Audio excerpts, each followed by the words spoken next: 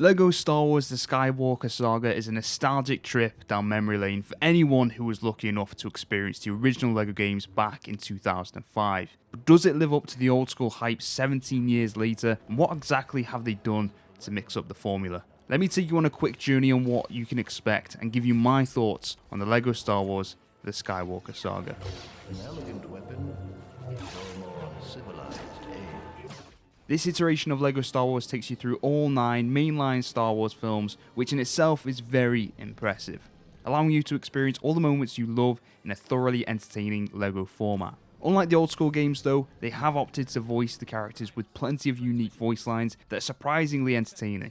I had to keep reminding myself that this is, of course, aimed at a younger audience, yet the comedy mixed with its self-deprecating slant kept me thoroughly entertained throughout. It feels like they've really taken inspiration from the countless LEGO movies we now have, and even made me want to watch a LEGO Star Wars movie with this style of light-hearted fun sprinkled on top. When it comes to the missions and exploration, the first thing you notice is that they've completely opened the world and mission structure. Back in the original, you had a hub world, and from there you chose what episodes and missions you wanted to play. And though that works and makes it super easy to navigate, the new format they have introduced in the most modern day LEGO games really works. You choose what episode you want to play from the title menu. At first, you will only have access to the first episode from each trilogy. This is a shame because I really wanted to see this scene in LEGO format. Hello there. But hey ho, I'll get there eventually I guess. But for now, I started with episode A New Hope. For the vibes, of course. From there, the mission structure starts. Each planet you visit is its own hub world, and from here, you follow the story through. It's extremely fluid, and the transitions between traveling around the hub worlds and the missions is seamless. Traveling between planets and objectives is super easy, and they add a level of fun in there too. From using speeders, ships, and those big hairy camel-like things. Like a panther. Yes.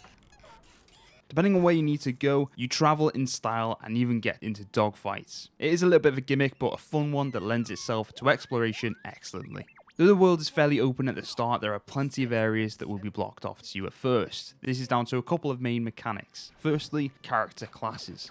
There are 10 in total, all wielding their own unique abilities and skill sets. Some can open specific doors, others can blow them up, and some can glide, and of course, others use the Force.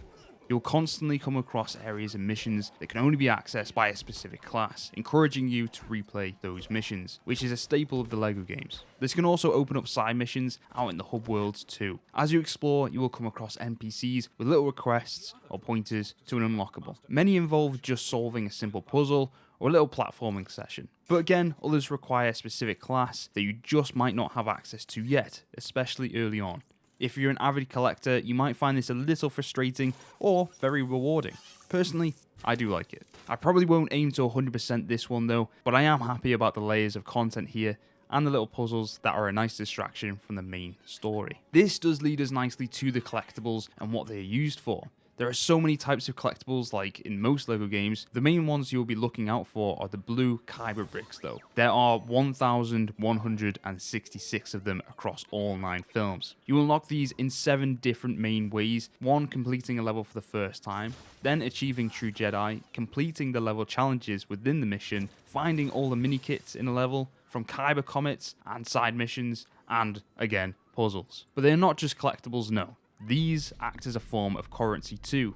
These bad boys are what you use to upgrade your character classes and unlock new abilities, and there are some really unique and key ones. My personal favourite are the stud magnet, which allows you to pick up studs from further away as you might expect, and also the collectible detector, which of course comes in handy for finding the bricks in the first place. There are 2 main collectibles in the games besides Kyber bricks however, and these come in the form of the aforementioned mini kits. There are 5 of these in every mission. With each one you find, a piece of the LEGO mini build is collected, and if you find all 5, you are then rewarded with another Kyber brick. The third and arguably the hardest to find when just exploring the world are the data cards. These can be extremely useful and also a little silly, as these guys allow you to unlock extras and cheats to manipulate the game rules, like receiving 2 times studs or turning all lightsabers into baguettes, which is simply great. On top of this though, you can unlock some extras using some well-known codes. These vary from different characters to festive-based skins for C-3PO and Darth Vader. Again, just fantastically wacky stuff from the devs. Here are some codes on the screen in front of you, but I will leave the rest in the description down below for you to enjoy. So when it comes to the gameplay loop and the combat, it's actually had a little bit of an overhaul here. Shooting is now over the shoulder. Shooting is now over the shoulder, and melee combat now has a form of comboing. It's still very simplistic as you might expect and want in your LEGO game, but it does add a little bit of flavour to the smash one button to win style we used to have. The health system is totally redone here too, as it's now a regenerating health bar instead of having a number of hearts. Hearts still exist, but they don't show up too often, and it's a little pointless as your health regens pretty quickly anyway. It's not an issue really, but it's something to take note of for those who might miss the classic hearts. The combat really works though, and for younger players or more casual gamers, it is a perfect blend of fun and achievement landing those combos. The space combat is nothing special here. It's a little floaty at times, but it doesn't mean it's not fun at all, because it certainly is. But in my opinion, it's nothing to write home about, but still a very welcome inclusion. Added to this, there is some nice boss battle moments here. It mostly boils down to the tried and true formula of hitting a weak spot and avoiding attacks, but there are some different objective based fights too, which are very fun. Again, it's a LEGO game, you know what you're getting into, and it hits the mark here as well. Especially since it's within the Star Wars universe, there are so many different types of enemies and scenarios that even similar encounters have an element of uniqueness to them. As for the general gameplay loop though, you will still find yourself smashing everything to pieces, trying to soak up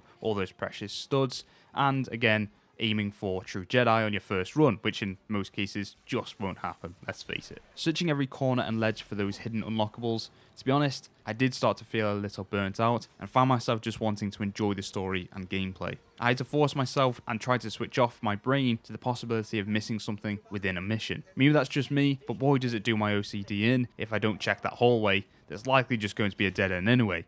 But what if it's not? Sometimes though, it is just worth looking around for a bit because of all the hidden Easter eggs and voice lines that just crack me up or give me a jolt of nostalgia straight into my soul. There are so many examples of just how much care went into making this game, and some real fan service has been woven in here perfectly. It doesn't feel forced and is executed really well. If you are a Star Wars nerd, then there is plenty for you here that will make you smile, I'm sure of that. When it comes to the performance and visuals of the game, then well, there's not a ton to say, to be honest.